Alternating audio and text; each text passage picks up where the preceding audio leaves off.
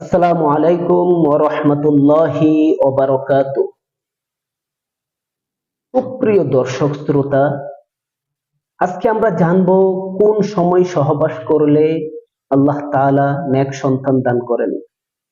আসুন আমরা জেনে নেই কোন কোন সময়ে সহবাস করলে নেক সন্তানের বাবা মা হতে পারবো। আল্লাহ পাক রব্বুল আলামিন স্বামী এবং স্ত্রীকে জোড়ায় জোড়ায় সৃষ্টি করেছেন এবং সূরা নিসায় আল্লাহ তাআলা উল্লেখ করে দিয়েছেন, সন্তান নেওয়া, বিবাহ করা এটি হলো প্রাকৃতিক নিয়ম। মানব জাতি সম্প্রসারিত করার জন্য আল্লাহ তাআলা মায়া করে এই নিয়ম জারি করে দিয়েছেন। সুবহানাল্লাহ। আসুন আমরা জেনে নেই সহবাসের কিছু নিষিদ্ধ সময় রয়েছে, নিষিদ্ধ নিয়ম রয়েছে। আমরা কখন সহবাস করতে পারবো না? যখন আপনি অতিরিক্ত ক্ষুধার্ত থাকেন, অর্থাৎ আপনার প্রচন্ড ক্ষুধার্ত অবস্থায় সহবাস ভুলেও করবেন না। ২ নাম্বার, অপবিত্র অবস্থায় কখনো কোনো সময় সহবাস করবেন না। হায়াত থাকা অবস্থায় সহবাস করবেন না। যদি করেন তাহলে আপনি গুনাহগার হবেন। এটা সম্পূর্ণরূপে হারাম করে দিয়েছেন আল্লাহ পাক রব্বুল আলামিন। আপনার যদি স্বপ্নদোষ হয়, স্বপ্নদোষ হওয়ার পরে ওযু না করে কিংবা পবিত্র না হয়ে সহবাসে জড়াবেন না। যদি জড়ান তাহলে এটাও গুনাহ হওয়ার আশঙ্কা রয়েছে, বিভিন্ন রোগ হওয়ার আশঙ্কা রয়েছে।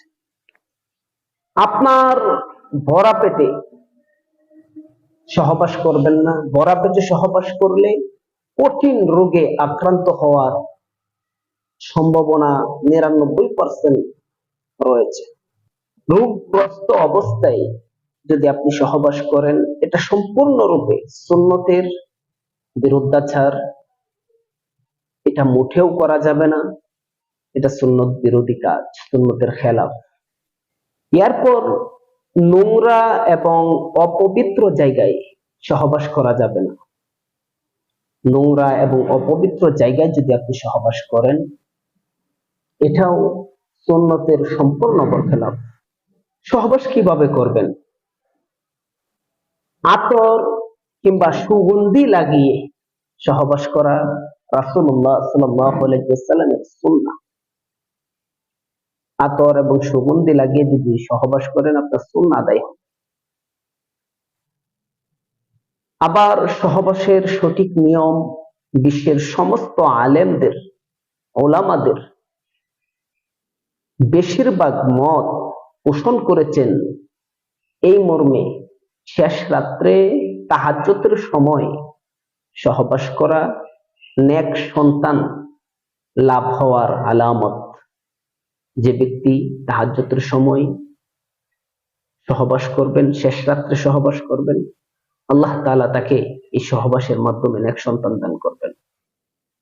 এরপর আপনি যখন সহবাস করতে যাবেন, সর্বপ্রথম আপনার ডান হাত দিয়ে আপনার স্ত্রীর কপালের এই চুলগুলো মুঠ মেরে ধরে, এক মুষ্টি চুল হাতে এনে এভাবে ধরে রেখে আপনি যদি এই দোয়াটা পড়েন, বিসমিল্লাহি আল্লাহুম্মা জান্নিবিনিশ শাইতানা ওয়া জান্নিবনাশ শাইতানা মা রাযাকতানা।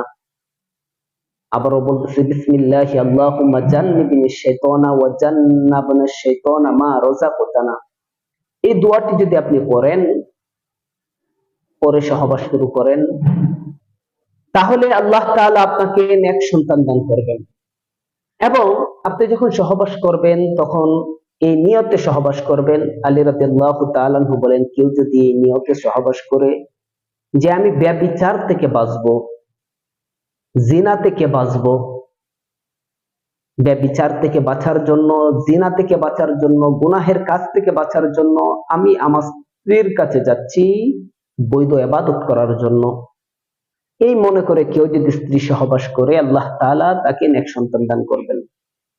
আসুন এর আরেকটি হাদিস আমরা জেনে নেই।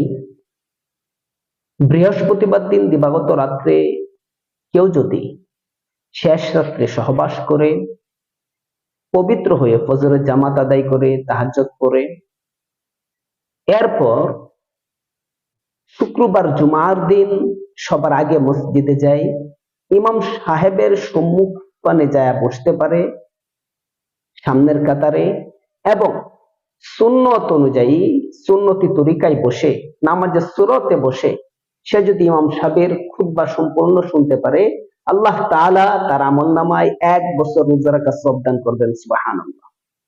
এই জন্য যে নিয়মগুলা বলা হয়েছে এই নিয়মগুলা আপনারা মেনে চলার চেষ্টা করবেন।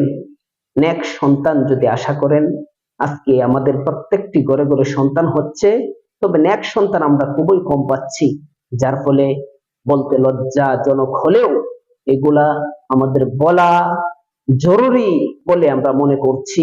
এই জন্য আপনাদেরকে জানিয়ে দিলাম, আপনারা এই সুন্নত নিয়মে সহবাস করবেন, নিষিদ্ধ সময়ে সহবাস করা থেকে বিরত থাকবেন।